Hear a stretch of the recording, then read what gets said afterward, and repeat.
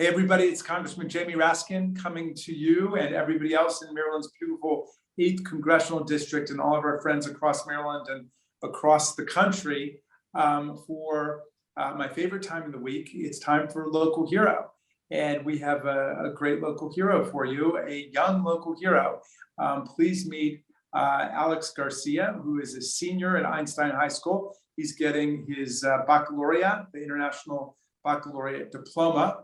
And we are recognizing him not only for his great academic success and his straight A's and how hard he works in school, but also for everything he does outside of school. He came to my attention because he has registered more than 500 eligible voters to participate in politics. And he's worked with a bunch of student-led groups in Montgomery County, including Students Towards Equitable Public Schools and Montgomery County Students for Change. And he is going to be graduating and going off to study political science. He is the son of immigrants, and he's been really involved in the immigrant community too. So for all of these reasons and all of your public and community activism, Alex, we're going to recognize you as our local hero this week. So congratulations to you. Thank you so much, Congressman. We're very proud of everything that you do. Tell me though about voter registration, because being in politics, I've worked to register voters too. It is very tough, difficult work. In a lot of societies, the government just registers everybody automatically. We don't have that. And you got to get people's names, their addresses, their IDs, their districts, their wards, all of that kind of stuff. And so how did you get involved with that, and how did you have that kind of success? Yeah, definitely. So last year, I was the director of communications for a student group called MoCo for Change, or Montgomery County Students for Change. And we're one of the largest student-led organizations in the county. We have groups within. We have branches in every single public school and also some private schools in Montgomery County. And so what we did last year was within our branches at each school, we held voter registration drives. And since we were pretty much virtual the entire year, we did this online. And so we partnered with multiple organizations, including the Youth Activism Project, which is a DC-based nonprofit, to do this. And so we basically just promoted our mission through social media. And so we got so many young people to vote. Of course, the 2020 election was an exciting one. It got a lot of young people pumped for politics. And so we took advantage of that time and registered as many voters as we could. I believe the number surpassed 500.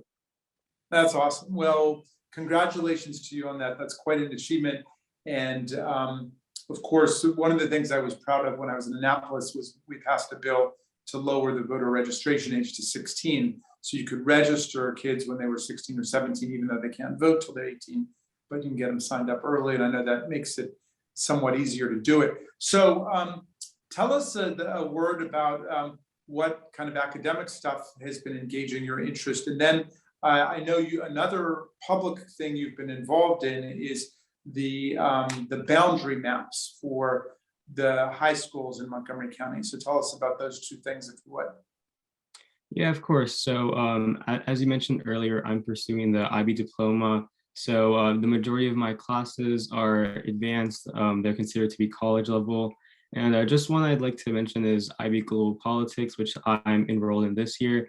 And we've been talking about lots of interesting things. Of course, since I'm likely going to major in political science in college, this is a class that kind of relates to my intended major. And we've discussed lots of things so far, including just like the distribution of power within the government, all the different types of government, power within politics, etc.